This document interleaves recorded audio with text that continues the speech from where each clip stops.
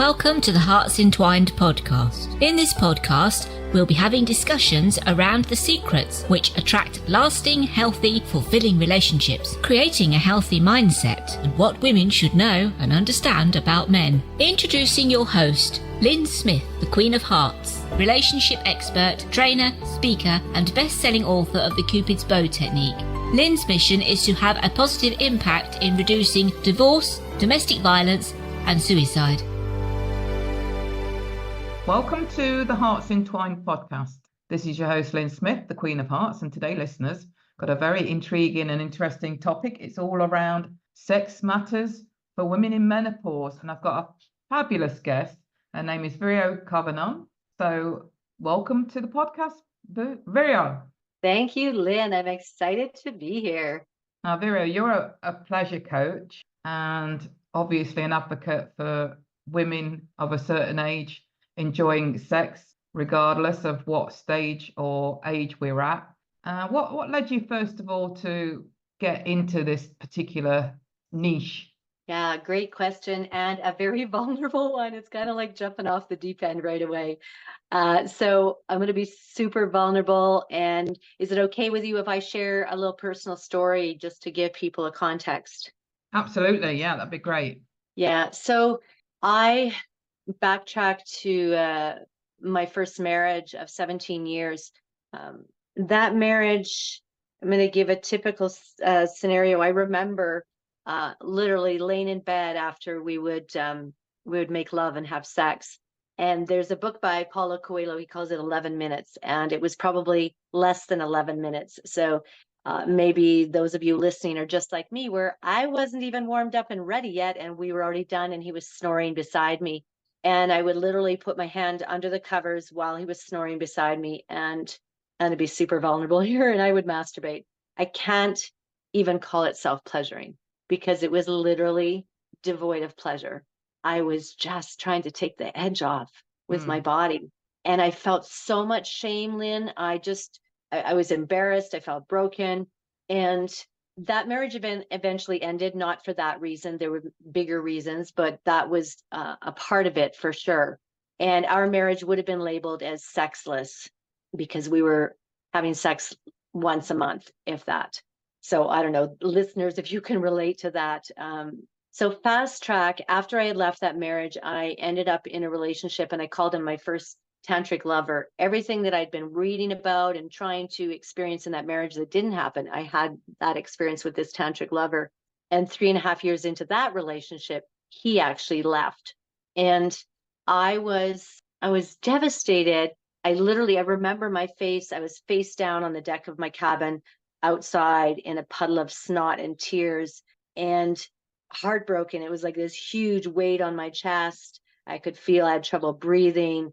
And I remember just asking the divine for guidance, like, help me. And the message I got was be sovereign. And I'm like, sovereign? What does that mean? It was a word I'd never used in my vocabulary.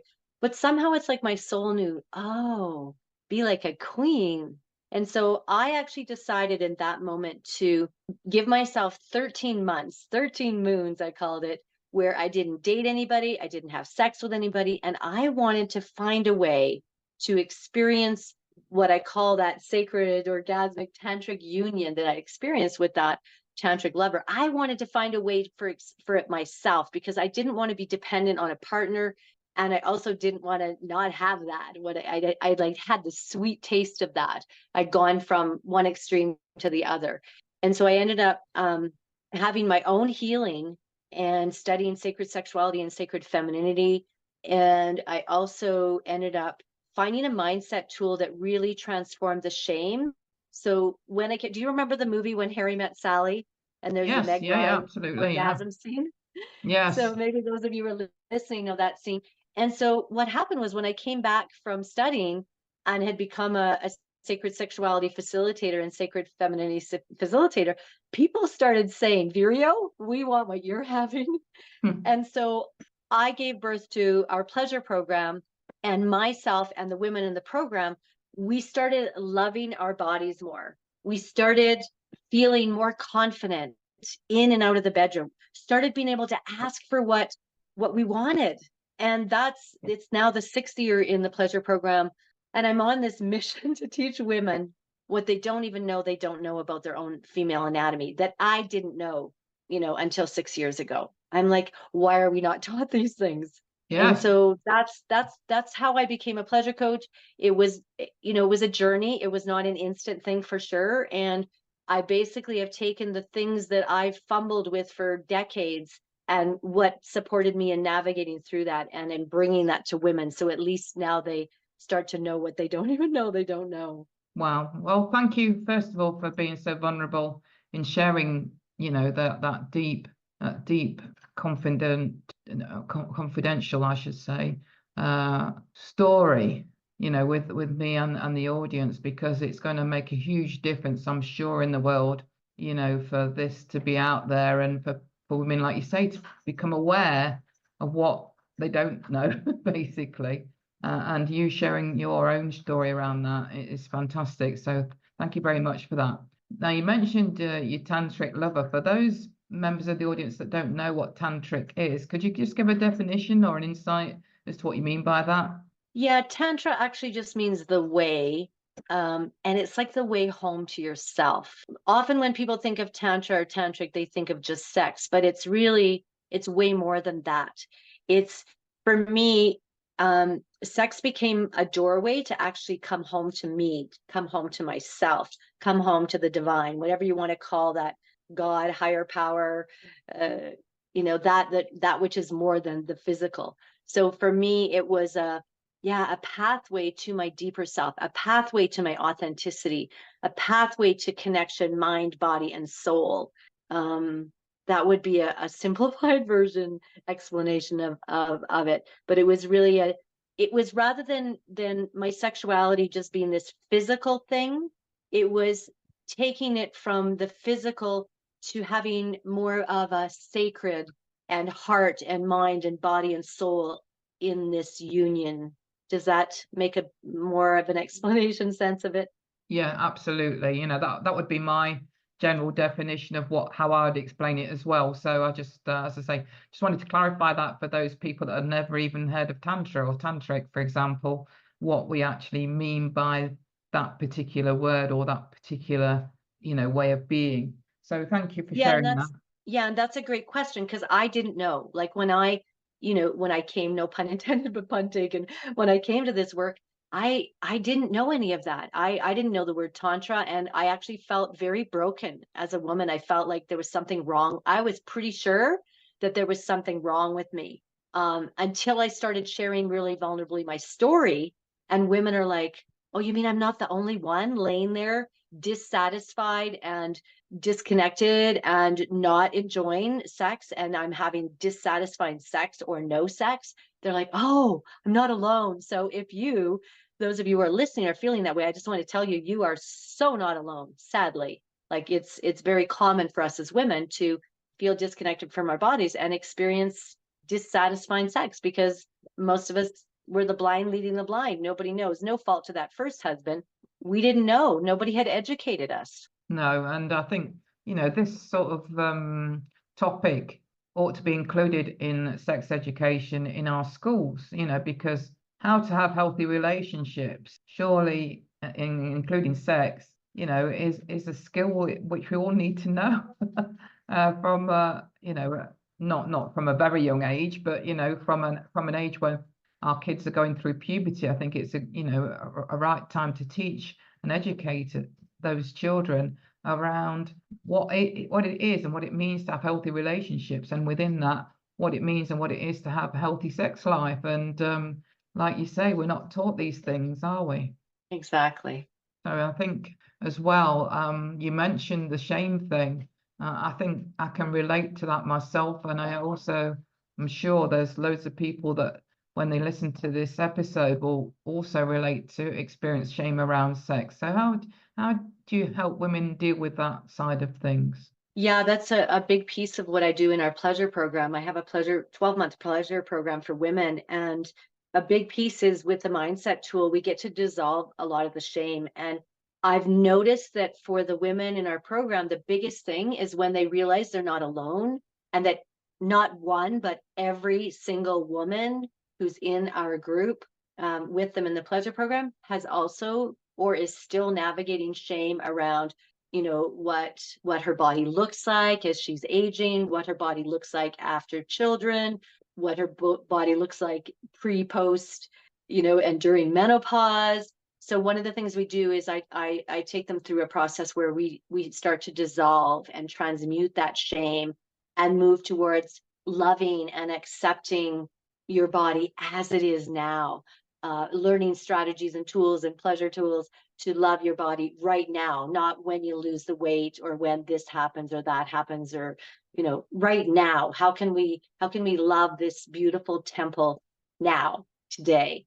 And so that's what I do, is I support the women in yeah, dissolving, transmuting the shame, the embarrassment, the guilt, all of that, so that they can accept and embrace their body is sacred, their body is divine. And, you know, that might be a big leap at first. So we kind of take baby steps towards, you know, what if you could just be grateful for your eyes that can see beauty in the world? What if you could be grateful for 2 feet that you can walk with, that you got up out of bed this morning? And not everybody, you know, has that ability. I've got a couple of friends that are, you know, paralyzed. So just gratitude, you know, a lot of gratitude that I have 2 legs that I can go for a walk with today, or dance if I so choose. And so a lot of it is just shifting our perspective so that we can, rather than focusing on what we don't like or we hate around our bodies, is what can we be grateful for? So it might be too big of a leap for some people to actually accept their body or love their body or see it as beautiful.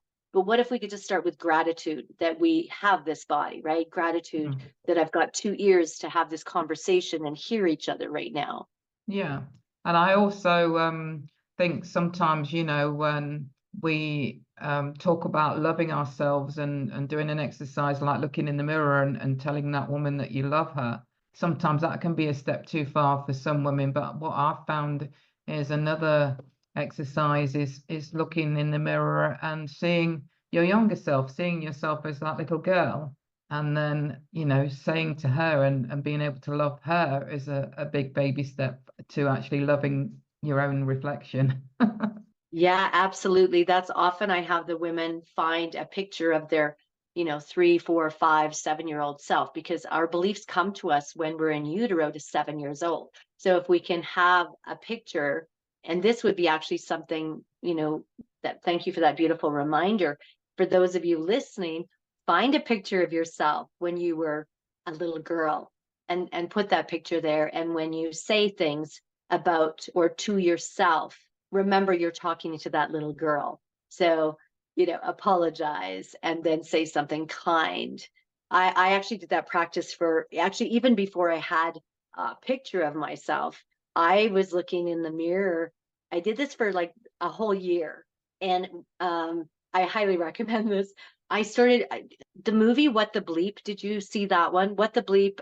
It was based on Dr. Emoto's work, a reminder that we're like, I can't remember the number, it's like 90% water. So they had taken water and frozen it and looked at it with special microscopes. And on the underneath of all the water bottles, they put words like love, prayer, I hate you, I want to kill you, peace. So they put words, and they noticed that the ones had love, prayer, peace underneath had these beautiful crystals that were like perfect and absolutely gorgeous. And then they looked at the water that had hate, I hate you, and violence, and I want to kill you. And those crystals were distorted and ugly. And when I saw that movie, it's decades ago now, it was like a massive wake up for me, a massive reminder that what I think and I say to myself and to that little girl, like you reminded Lyn so beautifully, is that matters. It's imprinting this entire body, all the water in me. And so seeing that movie was, I made a decision that day. And every time I looked in the mirror, if I heard myself say something unkind or critical, I would stop and I'd say, I'm sorry. And so we could remember that we're talking to that little girl in us too. And then I would say something kind. And I usually made myself say, for every hurtful thing, I made myself say 2 kind things. So I might say, you know, Vireo, I love the color of your eyes. I would say that to myself. Or I love that you're a great friend. Or I love that you're brave. it wasn't just what I looked at, I would also say things about my character. And I did that for every day for over a year, and I do it now just automatically. But we see our reflection a lot, right? In the mirror, in the computer, walking by a window. So when you see your reflection and you notice you say something not nice that you probably would never say to a girlfriend, to a friend, then pause and then say something kind and, apologize just like you would if you said that to a friend. And that is a super, super empowering practice that will absolutely transform your neural pathways in the brain so that you can, move towards loving yourself, move towards seeing yourself as beautiful. And those are sort of baby steps that will take you there. So like you said, it's a big leap to just love ourselves right away. Sometimes we need to start with loving the little girl and just accepting ourselves and learning how to speak kindly. Yeah, absolutely. And I love the way you just explained all of that. It was really, really heartfelt. And I do think, that quite often we're not even sometimes consciously aware sometimes that how we're nastily thinking about ourselves, because we could be saying things constantly like, oh, you're so clumsy, or you're so stupid, why did you do that? And not even be aware that we've just said that to ourselves. So it's also becoming aware of the self-talk itself, isn't it? Yeah, absolutely. And that was what happened, I think, for me. If I return to that moment of laying in bed beside my first husband, is I started to realize that my self-talk was telling myself, I'm a failure, I'm broken.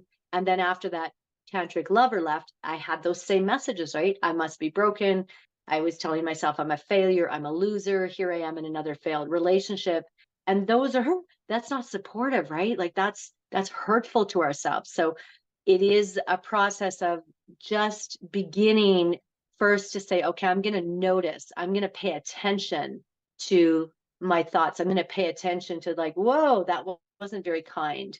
And it is definitely a learned and a learned process, a learned practice to start to pay attention to a lot of stuff that's in our subconscious. Yeah. I wasn't aware how much, like 90% of the time we're being run by our subconscious, and we're really only conscious about 10% of the time, which is a good thing. You don't want to be conscious all the time. That would be like, it takes too much energy. And so, but you want to start to notice some of those programs and those limiting beliefs that are in the subconscious that are running us, right? Because those came to us, like I said, when we were in utero to 7 years old. And often the ones that are in the subconscious, they're not serving us anymore. That's very true. And I can also remember, you were talking about, our bodies and the way we view our bodies, and not waiting until, a date in the future for things to change before we start showing ourselves gratitude. And I can remember, a decade or so ago, where I went through a process where I did lose a lot of weight, 5 stone, and a stone is for the US members of the audience listening, is 14 pounds. So 5 stone is a lot. 5 times 14, whatever the math is for that. But I can remember losing all that weight and still looking in the mirror and being unkind to myself because I wasn't satisfied. And actually looking back now, I look fabulous. So it just goes to show that even if you think, you want to achieve a specific goal around, such as weight loss, before you can feel happy, that sometimes that's not the case anyway, once you get to that particular goal.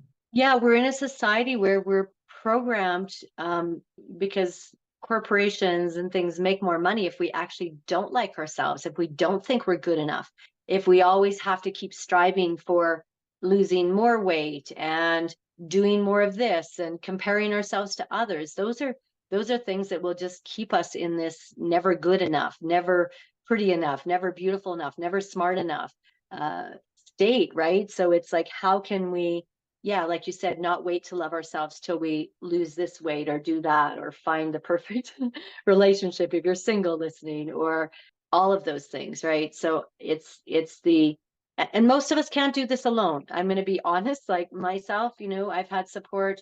The experts say that we need 3 things to be able to transform our lives. One of them, obviously, our own willingness, like our willingness to shift out of victim mode and take responsibility for our lives. The second piece is we need a supportive tribe.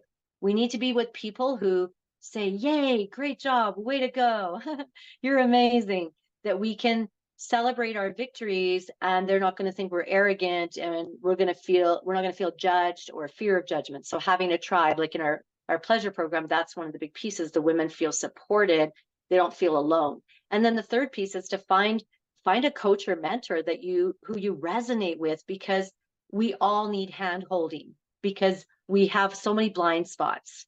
And so find somebody you resonate with and dissolve some of those beliefs so that you can, and then learn some pleasure practices so you can be supported, so you can, shift those beliefs that came when you were in utero and 7 years old. So you can help somebody to uncover some of those, and you can have the support to move towards what you rather have. And so you can love your body now. You can accept and see yourself as good enough now. You don't have to wait anymore. So most people, and if you look at all the successful people, if you ask them, they all have those three things, right? So that they can move forward. None of us do it alone. So don't keep trying to do it alone. If you're doing it alone, I did that for far too long, not because I wanted to, but I didn't know. I didn't know there was other options. I didn't know, like I said, I thought I was broken and there was something wrong with me. And I thought nobody else is experiencing this. I thought I was the one that was a mess and not good enough and broken and a failure. And everybody else, I thought, had figured it out. Isn't that the truth? Yeah, I can sort of relate to having those thoughts myself, in the dim and distant past now, fortunately. But yeah, absolutely, I can resonate with everything that you're saying. And it's not about thinking, if you're listening to this, that, oh my God, I didn't know about this stuff, and start shaming yourself around not knowing, because we've all been in that situation, like you've just said, where we haven't known, and we've not known until we do. Exactly. Yeah.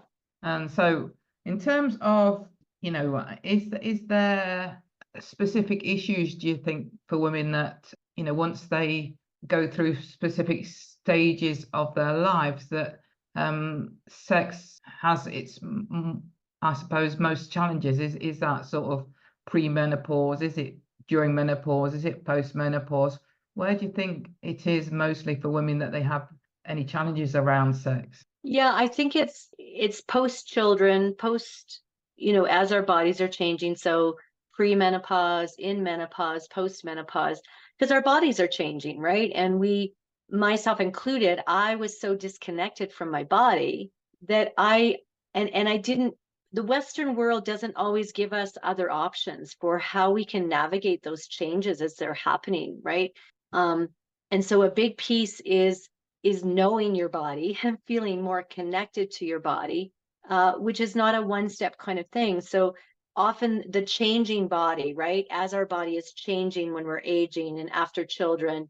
And for most women, that can include weight gain, right? That's a big piece that makes it harder for us as women to love our bodies when our body is changing and shifting. So that's probably one of the biggest things, is I would say aging and changing of our bodies is super challenging. And we don't have role models. And again, we're not educated like women. It hasn't been safe. That's one of the things in our pleasure program, is we create this safe space where women can come in to say, it's been painful having sex with my husband. Why is it suddenly painful?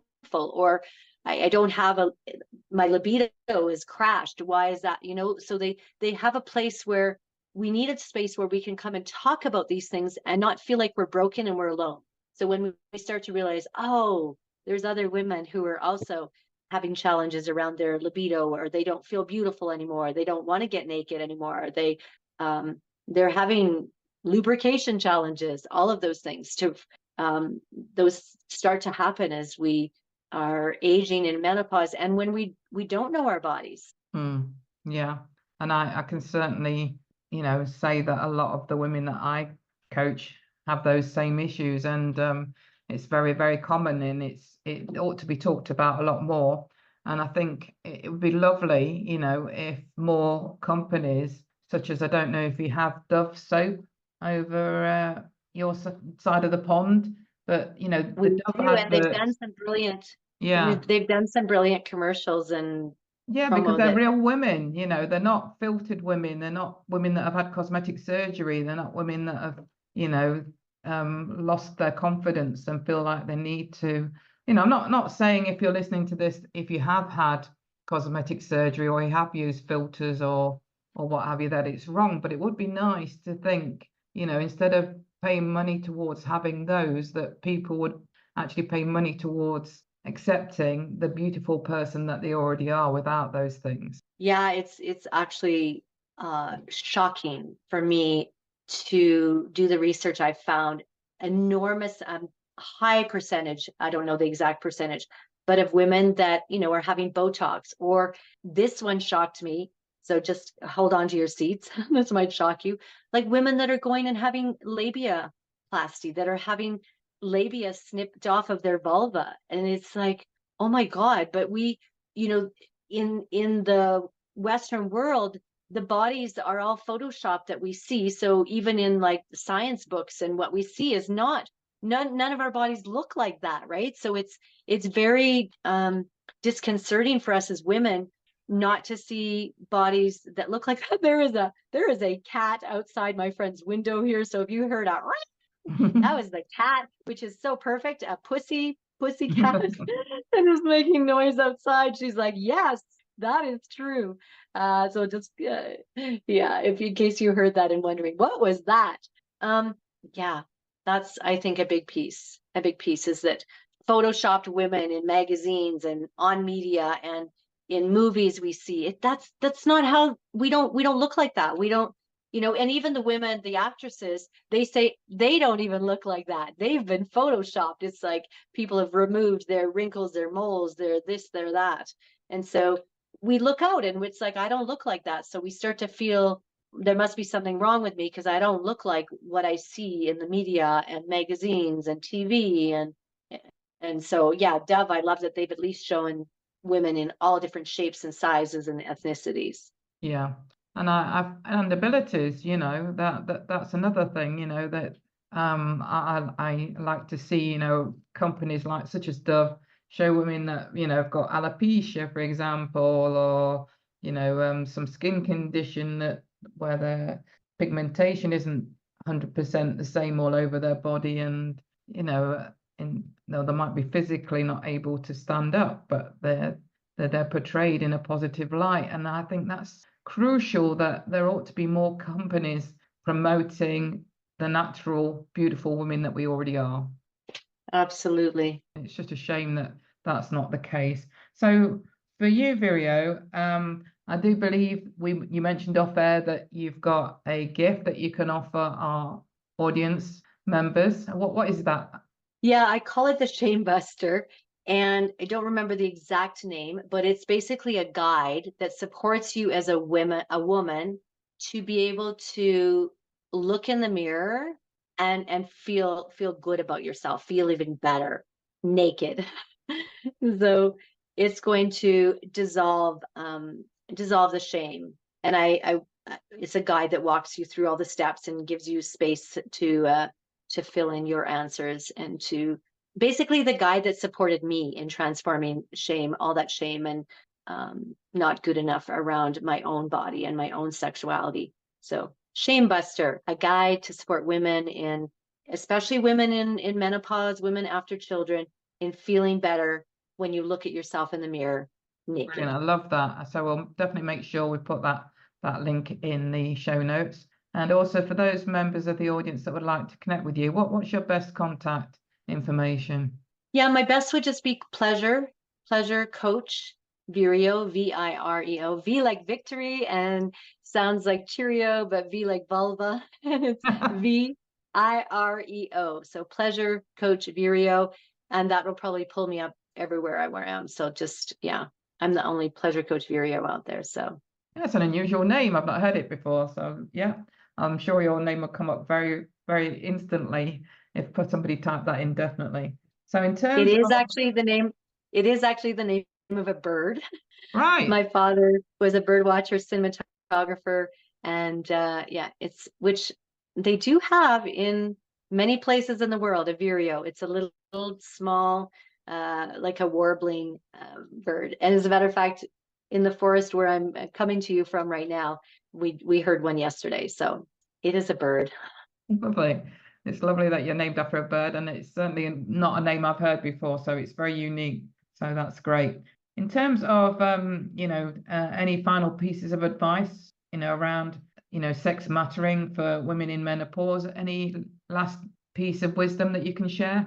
Yeah, that this is your natural state. Being in ecstasy and pleasure and joy is actually your natural way of being. If you look to nature, it's natural to be radiant and healthy and beautiful, and that's your birthright. Don't let anybody take that away from you.